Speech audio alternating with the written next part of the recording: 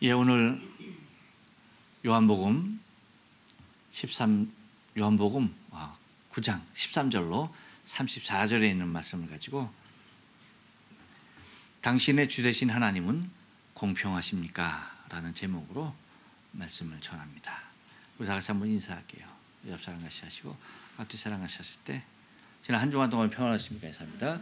한 주간 동안 평안하십니까? 평안하십니까?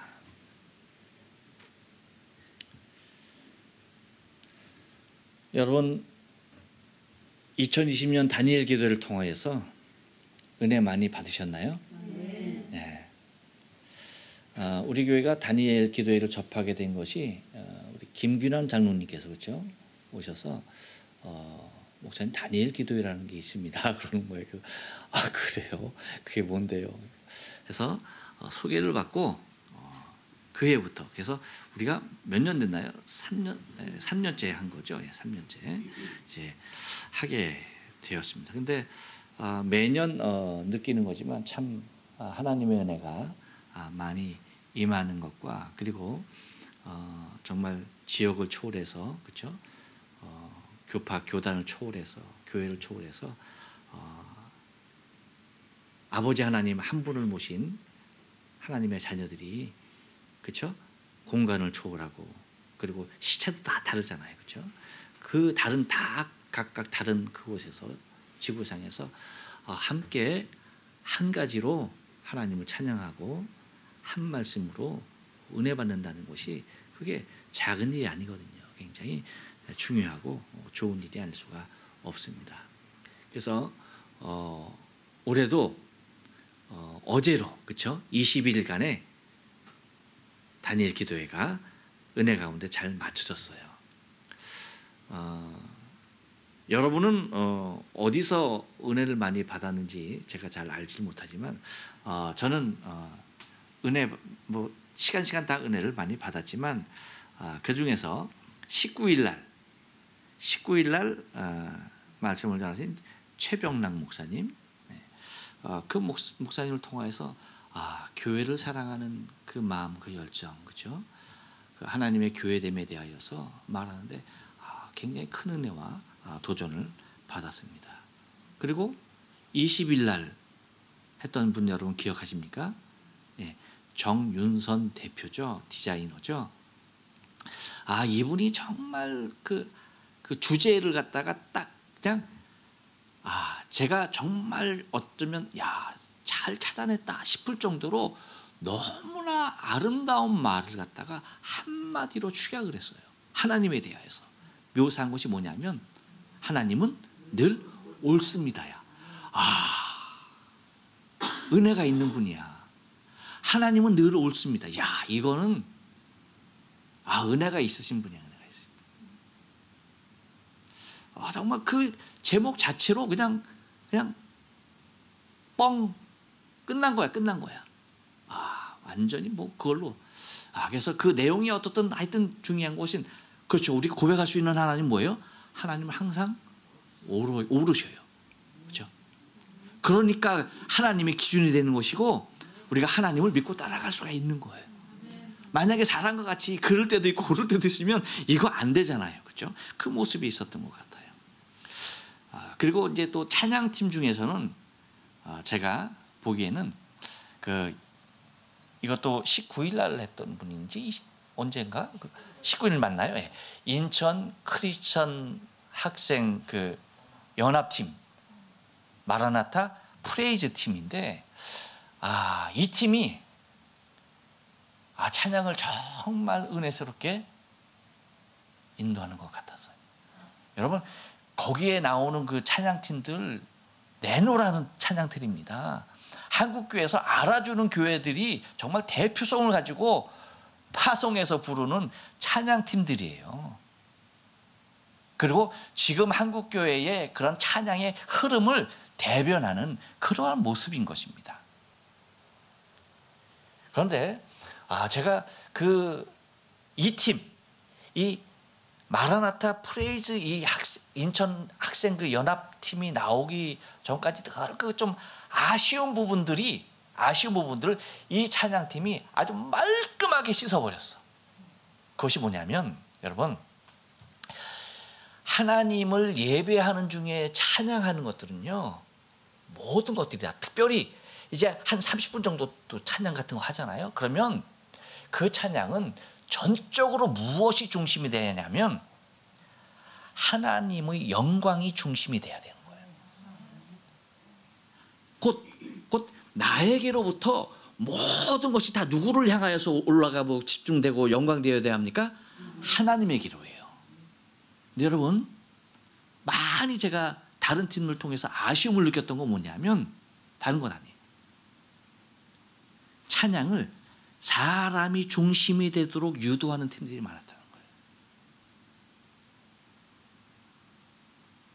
물론 그 모습이 꼭 틀렸다라는 건 아니야. 물론 그것도 은혜가 돼. 왜? 하나님의 긍휼을 우리가 힘있길 원하고, 그렇죠? 찬양을 통해서. 그리고 하나님의 응답을 경험하기 원하는 그런 마음 모르는 거 아니에요. 그렇지만 그것이 하나님의 것을 자꾸 뭐예요? 나에게로 끌어오는 것이 찬양이 되어서는 안 된다는 거야. 무슨 얘기인지 아시죠? 나에게로부터 올라가야 하는 것들. 그래서 하나님께로부터 내가 집중되는 것이 아니라 나로부터 누가 집중이 돼야 돼? 하나님이 집중이 돼야 되는 거예요. 그래서 찬양을 통해서 누가 영광되는 거예요? 하나님이 영광되는 거지. 내 슬픔의 상태에 있다 하더라도, 내 기쁨의 상태에 있다 하더라도 찬양을 하는 그 순간만큼은 누가 중심이 돼야 되는 거예요? 나의 찬양을 받으시기 합당하신 하나님이 되어야 되는 거지. 이걸 자꾸만 뭐예요? 하나님의 관심을 나에게로 끌어당겨서는 안 되는 거죠. 그 부분은 있어요. 그 부분이 뭐예요? 말씀을 통하였어요. 말씀을 통해서. 그 부분은 이 말씀, 설교를 통해서 하나님의 관심이 누구에게 집중되는 거야? 나에게 집중되는 거지. 그렇지만 찬양은 뭐예요? 찬양은 그렇죠. 찬양은 나의 모든 것을 하나님을 향해서 올려드리며 집중해야 되는 거예요. 하지만 말씀은 뭐예요? 하나님의 모든 관심이 누구에게 집중되는 거야? 말씀을 통해서 나에게 집중되는 것이지. 요게 찬양을 하면서 요게 좀 그 찬양을 인도하시는 분들이 이게 좀 못 따라주는 부분이 많아서 굉장히 사실 좀 막 앞에서 열정적으로 막 하고 막 멘트하고 하는 거 좋아. 그런데 그 부분의 것들이 자꾸 뭐예요? 사람이 중심이 되어서 하면은 이게 아쉬움이 있다는 거죠. 근데 그 인천 크리스찬 학생 연합 이 마라나타 프레이즈 팀은 이게 완벽하더라고. 그래서 얼마나 은혜스러운지 몰라요. 제가 개인적으로 찬양하는 시간에서는 여러분 어떻게 느꼈는지 몰라도 하여튼 그러는 거예요. 근데 더 중요한 것은 저에게도 이제 문제가 있는 것이 뭐냐면 제가 3일 이상의 것은 기억을 잘 못한다는 거야.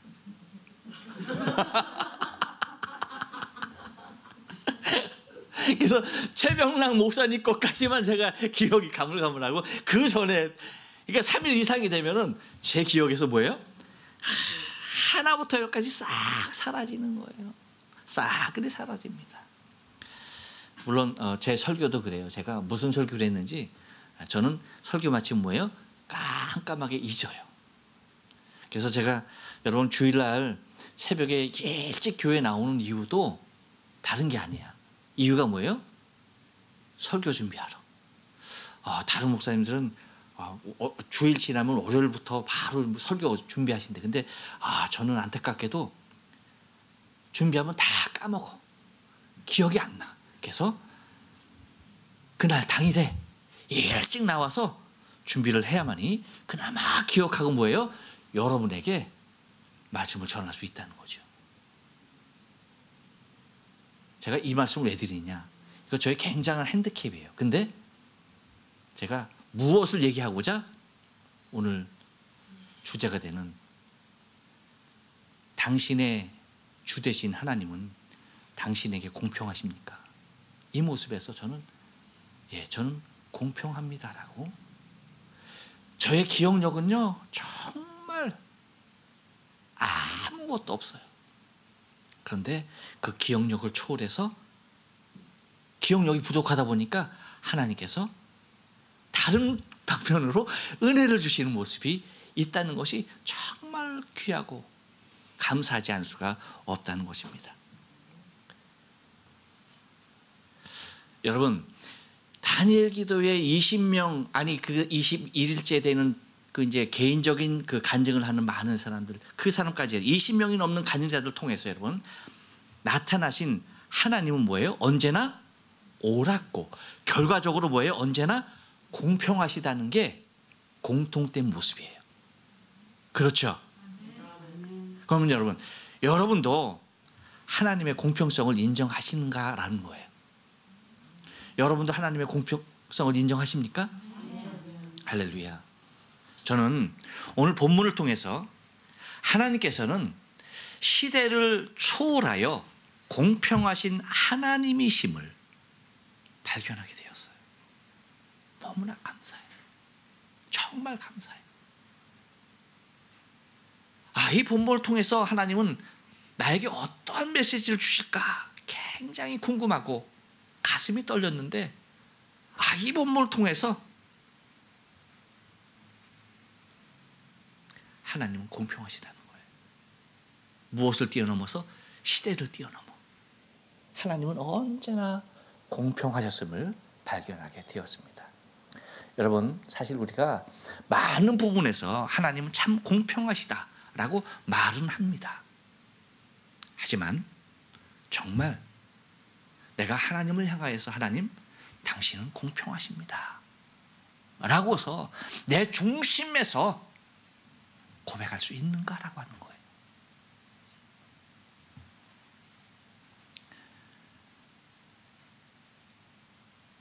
그것의 잣대가 있습니다. 그것은 뭐냐면, 내가 행복한 사람이냐 불행한 사람이냐를 따져보면요, 내가 하나님을 공평하다라고 인정하는가, 아니면 하나님의 공평성에 대하여 인정할 수 없는 사람인가를 보면 구분할 수 있다는 것입니다.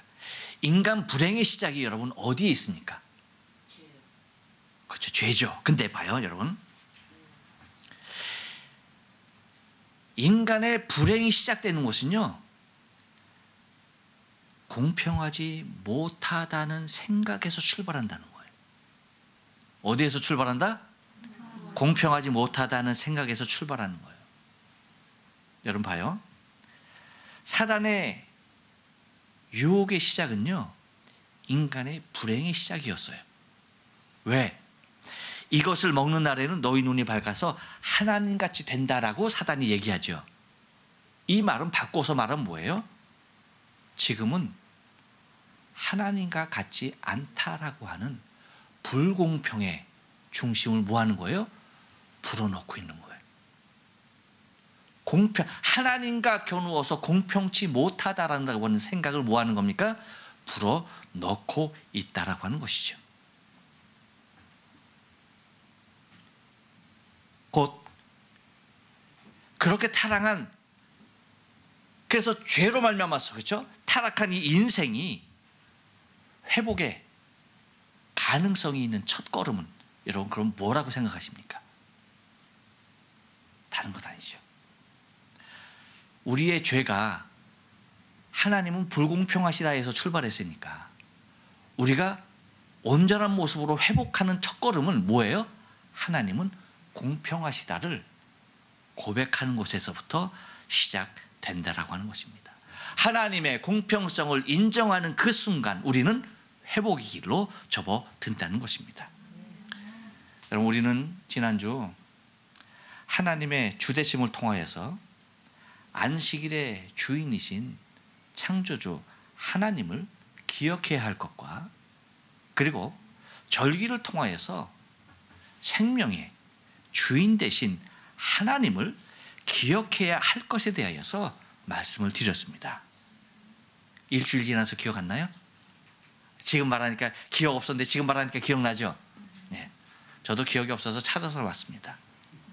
근데 여러분 봐요, 지금까지는 안식일을 통하여서 드러나는 것이 창조주 하나님이 아닌 누구였습니까? 그 안식일을 잘 지키는 자들의 육신적인 의의가 드러나는 날로 변질되었다라고 말씀을 드렸잖아요. 그렇죠? 그래서 사실은 안식일을 하면 하나님께 집중하고 창조주 하나님이 기억되어져야 하는 이 사실에서 벗어나 인간의 의가 드러나는 이 모습을 주님께서는 뭐 하는 것입니까? 안식일에 당신이 직접 의를 행하심으로 말미암아서 안식일의 참된 의미를 회복시키셨던 것을 우리는 지난주에 생각해 보았습니다. 그래서 인간에게 집중되었던 것들을 누구에게 집중시켰어요? 하나님에게. 그래서 인간이 중심되어진 모든 신앙의 기틀들을 누구에게? 하나님께로. 이 모습이 중요했던 것이죠. 여러분, 이 맥락에서 여러분, 우리가 오늘 본문의 말씀을 다시 한번 본다라고 한다면, 오늘 본문을 보면 성경에 여러 가지 기적이 나오죠. 그렇죠? 근데 오늘 본문에 나오는 이 소경의 눈을 뜨게 하는 기적, 여기에서는 다른 기적들과는 매우 차이를 크게 대두시키는 모습이 있다는 거예요. 그 차이가 여러분 무엇이겠습니까? 그 차이가 다른 게 아니에요. 뭐냐면 바리새인들이 이 사건에 대하여 묻는 말이 적어도 4번 이상 5번은 나온다는 거예요. 그 이상 나온다는 겁니다. 성경에 여러분 많은 기적들이 있지만 그 어떠한 기적을 통해서도 이런 경우는 없었어요. 한 가지 기적을 통해서 그렇게 집요하게 묻는 질문은 없었어요. 한번 여러분 그 모습을 한번 오늘 본문에서 찾아볼까요? 자, 15절 말씀에 보면 뭐라고 말합니까? 다 같이 읽어볼게요. 시작. 바리새인들도 그 어떻게 보게 된 것을 물으니. 자, 바리새인이 물었습니다. 그러니까 바리새인 이전에도 수없이 많은 사람들이 물었다는 얘기죠. 그렇죠? 근데 바리새인들도 뭐예요? 어떻게 네가 보게 되었어? 라고 이 소경에게, 눈뜬 소경에게 묻고 있는 것입니다. 그리고 17절에 뭐예요? 이에 소경되었던 자에게 뭐예요? 다시 묻되라고 얘기합니다. 다시 묻습니다. 그리고 18절에 뭐예요? 믿지 아니하고, 이제 소경 말을 믿지 않고 누구까지 불러대는 겁니까? 그 부모를 뭐예요? 불러 묻되라고 얘기하고 있어요. 그 다음에 21절 뭐예요? 저에게 물어보시오. 이거 부모의 말이에요. 그 다음에 26절 저희가 가로되 그 사람이 내게 무엇을 하였느냐, 어떻게 내 눈을 뜨게 하였느냐, 뭐예요? 다시 묻는 것입니다. 이렇게 여러분 말하는 거 봤어요? 못 봤어요. 이렇게 묻는, 한 가지 사건을 통하여서 이렇게 집요하게 지속적으로 묻는 사건은 그 어디에도 없었던 거예요. 이렇게 반복적으로 묻는 말에 대하여서 소경이 하는 말이 뭐예요? 오죽했으면 소경이 그렇게 얘기합니다. 27절 다 같이 읽어볼까요? 시작. 대답하되 내가 이미 일렀어도 듣지 아니하고 어찌하여 다시 듣고자 하나이까? 당신들도 그 제자가 되려 하나이까? 라고 말합니다. 그러니까 이 질문에 얼마나 이 소경이 시달렸으면 뭐예요? 아니 내가 그렇게 얘기했어도 듣지 아니하듯, 아니 어떻게 또 묻느냐, 당신들도 그 제자가 되려 합니까? 하면서 뭐예요? 되물어치죠. 하지만 여러분 바리새인들은 32절에서 말하는 창세 이후로 소경으로 난 자들의 눈을 뜨게 하였다 함을 32절 말씀 볼까요? 듣지 못하였다 하였으니, 그렇죠? 이 32절 말씀 곧 창세 이후에 없었던 소경의 눈에 뜨는 기적 앞에서 하나님의 주되심에 대한 절대 부정의 표현을 무엇으로 하는 것입니까? 질문을 통해서 하는 것입니다. 물음을 통해서 하는 거예요. 그는 하나님일 수 없다는 절대 부정을 뭐 하는 겁니까? 믿어지지 아니하는 자신들의 심중의 표현을 이 질문을 통해서, 계속적으로 질문함을 통해서 그 사실을 부정하려고까지 하는 모습을 발견하게 된다는 것입니다. 여기서 우리가 오늘 좀 중점적으로 생각할 일이 있다는 것입니다. 그것이 뭐예요? 여러분 한번 생각해 보세요. 이 기적을 한번 보면서 여러분 구약 시대에는 이러한 치유의 사역이 없었는가 하는 거예요. 여러분 구약 시대에는 어떠한 치유의 사역도 없었습니까? 병에서 고침받고 하는 일이 없었어요? 있었죠. 충분히 얼마든지 많이 있었습니다. 우리가 잘 아는 대표적으로 아는 거 문둥병도 뭐예요? 고침을 받았죠. 나하만의 같은 경우 문둥병 고침 받았습니다. 뿐만 아니라 히스기야 같은 경우는 뭐예요? 생명의 연장함까지도 받았어요. 그리고 하다못해 뭐예요? 엘리사 때에 수넴 여인의 아들이 죽었어요. 그렇죠? 그런데 그 아들을 다시 살립니까? 못 살립니까? 살렸어요. 그런데 여러분 이 죽은 사람을 살리는 것이 이것뿐이 아니죠. 에스겔 골짜기에서는 이미 죽어서 오래돼서 다 뼈들만 있는 그 상태에서 뭐예요? 살리는 놀라운 역사가 구약에서 엄청난 사건이 있지 않습니까? 하지만 오늘 성경 본문 32절에서도 기록하고 있듯이 눈을 뜨게 하는 기적은 없었다는 거예요. 어떤 기적은 없었다? 사람을 살리는 기적까지 마른 뼈들이 살아나는 그런 엄청난 기적들이 있어도 소경이 눈을 뜨는 기적은 없었다는 것입니다. 왜? 하나님의 능력이 아니라서? 몰라서? 모자라서? 여러분 그 이유가 뭐라고 생각하십니까? 그 이유가 뭐라고 생각하세요? 전 여기에 대해서 굉장히 궁금했어요. 이유가 무엇일까?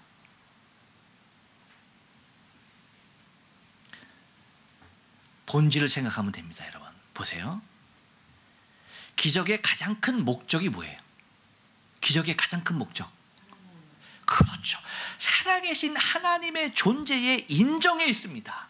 할렐루야. 기적이 일어나는 이유는 다른 데 있는 것이 아니에요. 하나님은 살아계시다는 거야. 하나님의 살아계심에 대한 인정, 그것을 위하여서 뭐예요? 기적이 있는 것입니다. 예수님께서도 이적을 베푸심은 어떠한 이유에서입니까? 당신이 그리스도임에 대하여서, 당신이 하나님에 대하여서, 하나님임에 대하여서 뭐예요?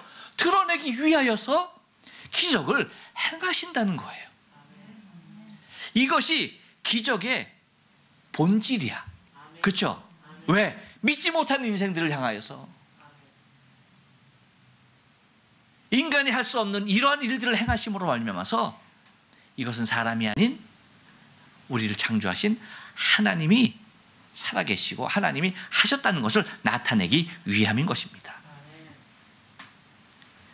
그럼에도 불구하고 왜 구약에서는 이 신약과 동일하게 죽은 사람까지 살리는 기적은 있어도 왜 눈을 뜬 기적은 없었을까? 여러분 반복되는 말이지만 기적의 궁극적인 목적은 뭐예요? 살아계신 하나님 존재의 긍정에 있습니다. 하지만 기적의 목적에 있는 하나님의 존재가, 그 위대하신 하나님이 구약과 신약에 다르게 존재한다는 거예요. 이게 포인트입니다. 어떻다고요? 기적을 통하여서 드러나는 것은 누구라? 하나님임이 사실이에요. 그렇죠? 그런데 구약의 그 존재 하나님 그리고 신약의 하나님의 모습이 달랐다는 거죠.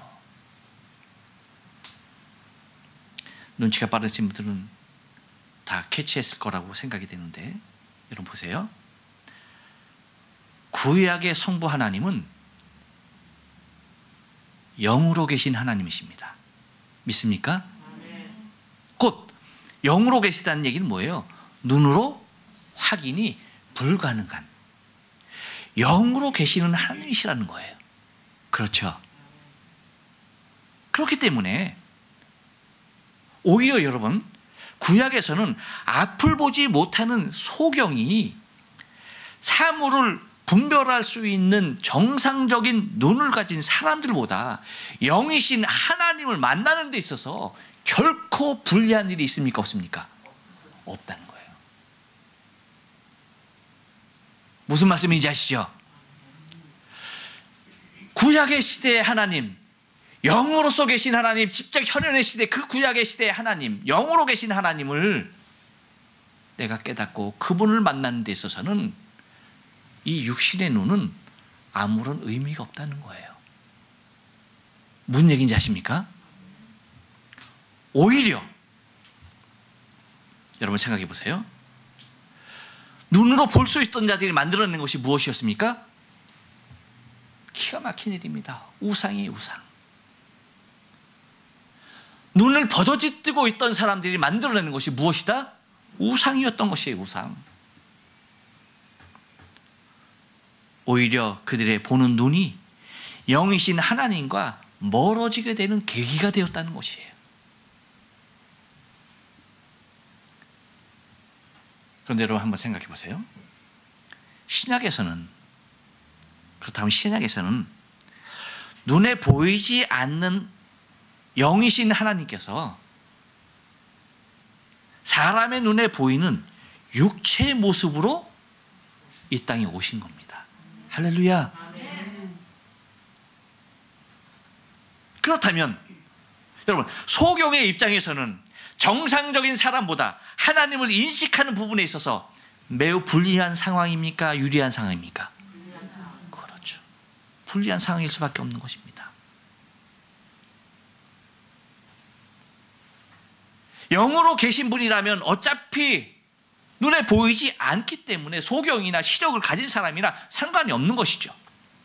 어차피 영이신 하나님은 보이지 않기 때문에 당연한 것입니다. 하지만 이제는 하나님께서 영이 아닌 무엇으로 오셨습니까? 육체로 오셨기 때문에 못 보던 하나님을 우리의 사람의 눈으로 볼 수 있는 하나님이시기 때문에 앞을 보지 못하는 소경의 입장에서는 너무나 불공평한 일일 수밖에 없었던 것이죠.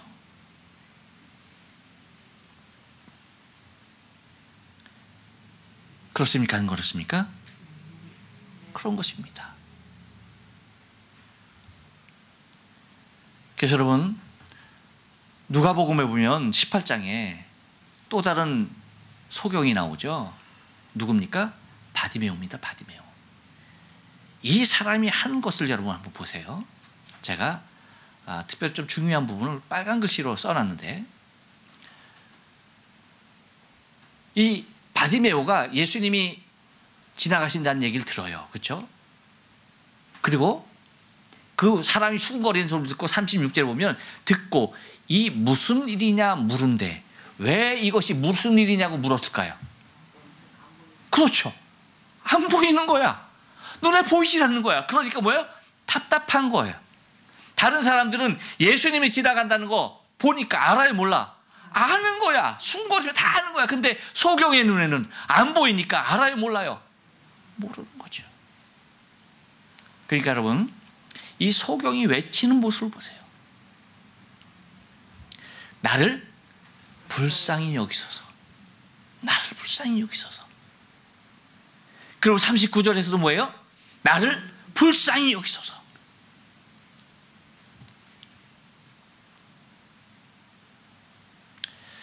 이 바디메오야말로 신약시대에 하나님이 직접 오신 예수님의 시대에 예수님을 눈으로 볼 수 없는 소경으로 있다는 것은 정말 불쌍한 일인 것임을 바디메오가 대표적으로 밝히는 부분입니다. 그 누구보다도 불행한 사람인 것을 밝히고 있는 거예요. 왜요? 이렇듯 하나님은 하나님을 만날 수 없는 환경에 있는 가장 불리하고 소외된 사람에게 찾아가셔서 뭐예요? 직접 눈을 뜨게 하셔서 그로 하여금 직접 당신 하나님을 보게 하고 만나 주시는. 그래서 여러분 43절에 나오는 말씀이 여러분 무엇인지 아십니까? 바디메오가 하는 43절의 말씀 한번 볼까요? 봐요. 곧 보게 돼요. 뭐예요? 하나님께 영광을 돌리며, 그 다음 뭐예요? 예수를 쫓으니, 그 다음 뭐예요? 백성들이 다 이를 보고 하나님을 찬양하니라. 할렐루야. 하나님의 영광이 어디에서 나왔습니까, 여러분? 백성들이 다 보는 데서 나왔습니다. 왜? 그 당시에 하나님은 뭐예요? 눈에 보이시는 하나님이시기 때문인 것입니다.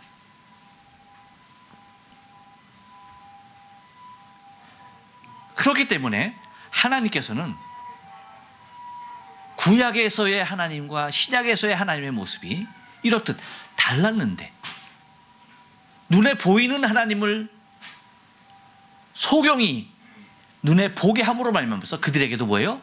하나님 당신은 공평하심에 대하여서 드러내고 있는 것을 바라보게 됩니다. 여러분, 사사시대에 가장 대표적인 사사 하면 누가 생각나십니까? 여러 사람이 생각나죠. 삼손.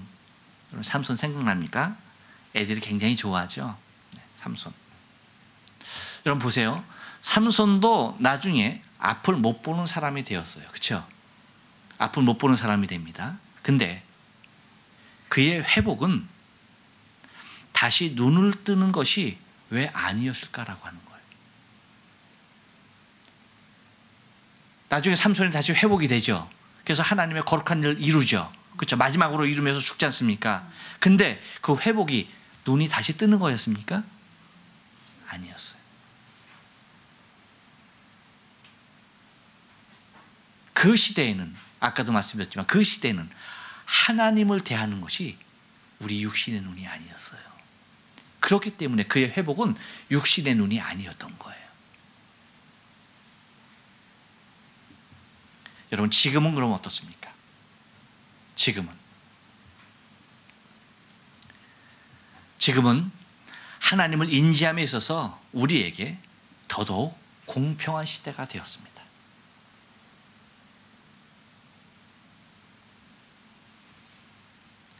이제는 앞을 보는 사람이 되었던, 앞을 못 보는 소경이 되었던 아무런 상관이 없는 시대가 되었어요. 할렐루야. 이유가 무엇입니까? 성령 하나님께서 내 안에 계시기 때문이에요. 이제 눈으로 확인할 필요도 없게 되었던 것입니다. 할렐루야. 눈에 보이지 아니한 하나님을 그렇게 보기를 원했던 시대가 있었는데, 그래서 눈에 보이는 하나님이 오셨음에도 불구하고, 그래서 그를 보지 못하는 눈들을 다 열어서 당신을 직접 보이신 하나님의 그 공평함은 지금 이 시대에는 오히려 이제 눈뜬 것과 감은 것에 대하여선 전혀 상관이 없는 성령 하나님으로 우리의 중심 안에 거하고 계신다는 것입니다. 그러므로 여러분, 우리는 무엇이라고 고백해야 할까요? 나의 주 되신 하나님을 만나는 데 있어서 시대를 초월하여 나의 주 되신 하나님은 공평하시다라고 고백해야 하는 것입니다. 왜요? 하나님은 우리 인생에게 구원을 베푸는 데 있어서 그 누구에도 불공평하지 않으십니다. 시대를 초월하여서 어느 시대든 하나님은 당신에게 나오는 모든 백성들을 향하여서 늘 공평하십니다. 구약의 시대에도, 신약의 시대에도, 그리고 지금 성령께서 우리 안에 계시는 지금 이 시대에도 시대를 초월하여서 하나님은, 나의 주 되신 하나님은 공평하심을 우리가 믿음으로 고백해야 할 줄로 믿습니다. 네, 기도하십니다.